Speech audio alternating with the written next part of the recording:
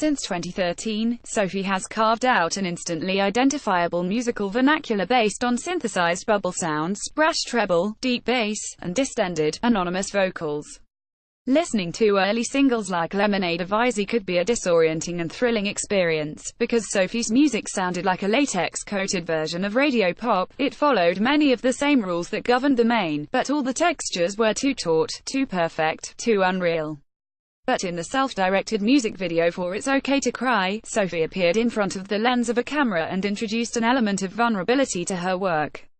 Her own voice appeared on that track, and though still digitally altered, it sounded tentative and aired through with subtle flaws. Finally, one of the most intriguing new presences in experimental pop had materialized.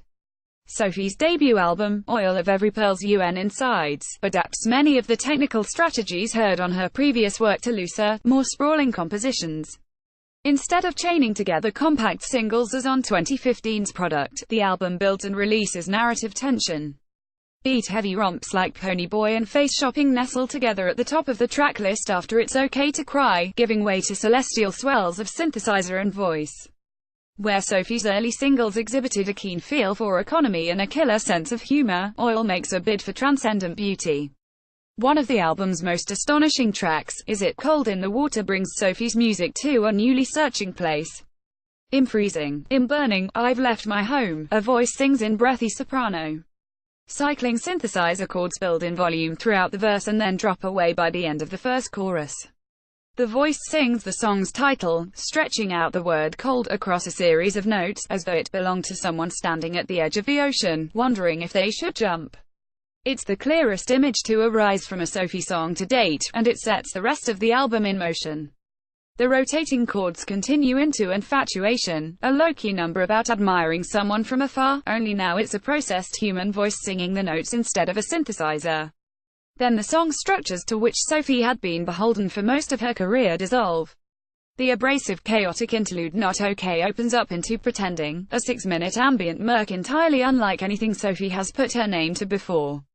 Its formlessness, and the inclusion of stray, garbled voices towards the end suggests a primordial becoming, a vacancy from which structures can emerge.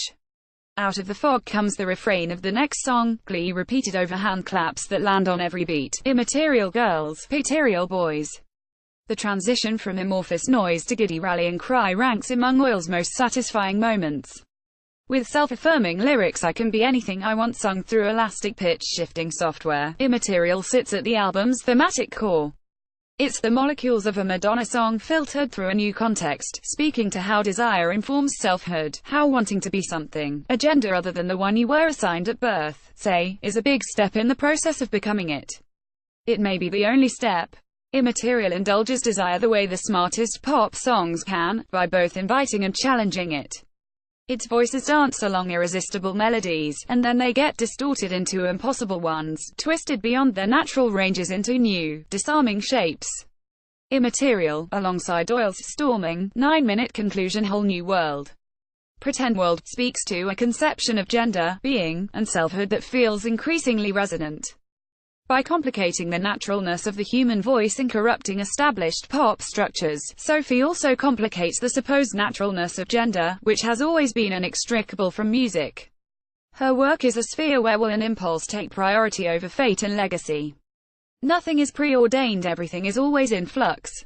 When, on Whole New World, the distorted, feminized voices that have become her trademark shout out the song's title one syllable at a time, Whole New World, it sounds almost like a manifesto, a political demand.